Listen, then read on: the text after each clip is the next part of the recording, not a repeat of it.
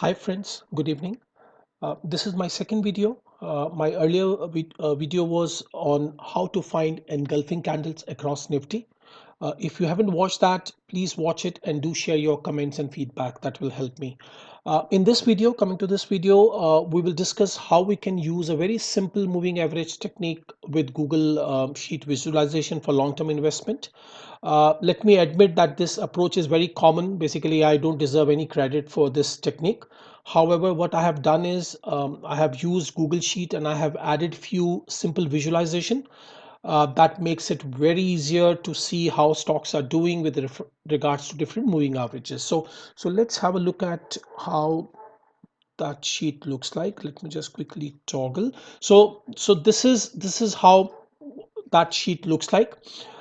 If you look here, what I have done is I have identified stocks which are leaders in their respective sectors. So for example, banking, consumer finance, insurance, AMCs, FMCG. So these are some of the sectors which I do invest. And you see here that I have identified top large caps or mid caps if they are doing good. So I do have this 30-40 stocks which I regularly invest into, and these are categorized by various sectors. And what I have done, I have taken these stocks, based on market cap, based on ROCE, based on their depth, how much depth they have. They should have decent promoter holding. Anyway, in this video, we are not talking about how to shortlist a stock. This video is about how we can track our watch list and decide when to enter or buy a stock. So this is my list. 30-40 stocks, combination of large cap, mid cap across sectors, grouped by sectors if you see here, um, and by market cap. As you know, that Google Sheet actually can fetch quite a number of parameters real time. So if you see here, I have added various daily moving averages. So for each stock, I have 200-day moving average, I have 50-day moving average, 20, and current market price.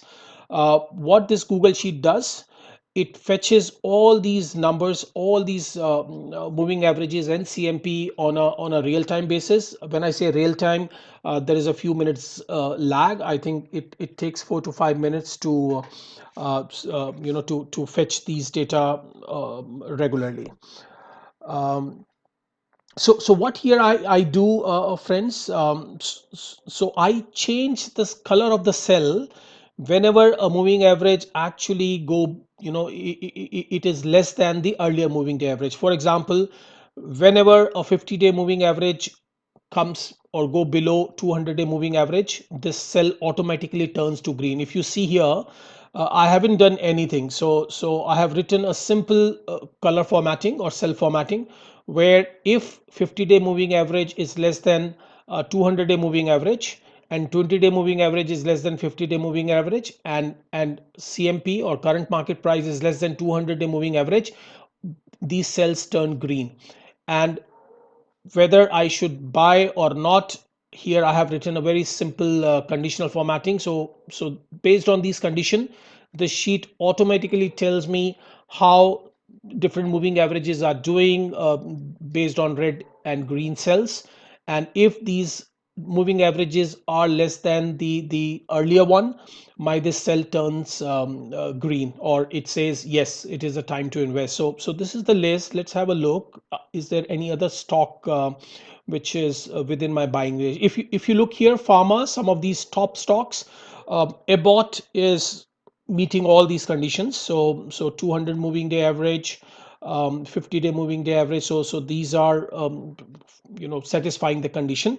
AstraZeneca, if you look at, is also meeting the criteria. So this is a very easy, and it basically makes my investment very easy. Let me put it that way.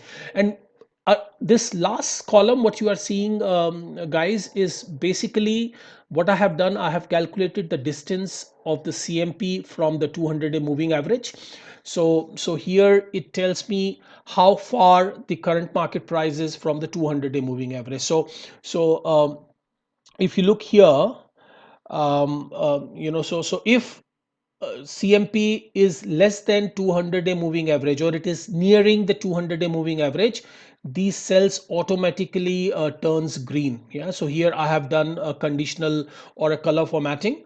So the closer the CMP is to the 200-day moving average, the color of this cell will be green accordingly. And if the moving average is, let's say, very far from the 200-day moving average, take example, for example, Tata Elxsi, it is almost like almost like double or nearing double what the 200-day moving average is. So usually I stay away from anything which is red, and I consider wherever there is a minus or the distance is close to zero. So this makes my investment very, very easy, based on this.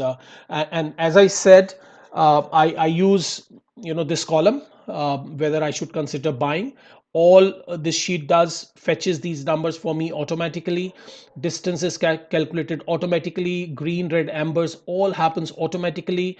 I have to just look at this sheet, let's say once or twice in a day, and decide should I buy, or should I ignore or wait for some more time.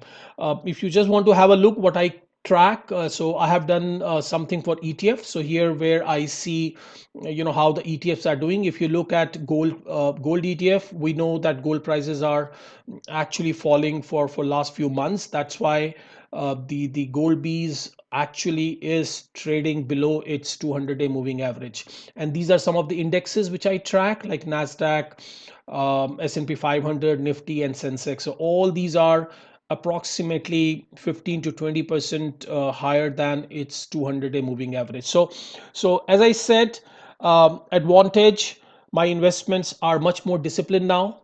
Earlier, I used to buy stock randomly. My entry in stock was very ad hoc. What I used to do, I randomly used to look at, what are the top losers of the day, and I just used to buy some stock which is known to me. It has fallen 2 to 3% on a particular day.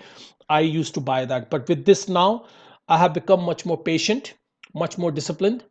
I know what my limits are to invest in a month, and I know when to invest. I wait for my favorite stocks to come within my buying range, and I avoid if something is on the red side. I mean, as you know, friends, there is a common saying, right? In stock market, more than what to buy, what is more important is what not to buy, and when to enter and exit. So I'm really enjoying my investment view with this simple approach. I'm a lot more confident now that I'm not buying stock when they are at all-time high. I know these stocks are good fundamentally, so it is just matter of time when I should see a decent return from these stocks. I hope you like this simple yet powerful technique to invest.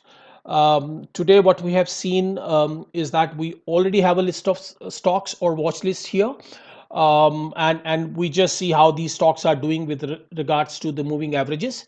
In next video, what I will share, how we can find these stocks from across the Nifty which meets this criteria of stocks should be less than, or 50-day moving average should be less than 200, 20-day should be less than 50, and CMP should be less than 500. So in next video I will share how can we find all the stocks across Nifty, all these 14, 1500 stocks which meets this criteria, and then we can see which are the good stocks. So I hope you like this video. We will meet again in the next video. Do like this video if you found it useful. Do share your views and suggestions, and please subscribe if you want to receive similar videos in future. Thank you very much, and good night.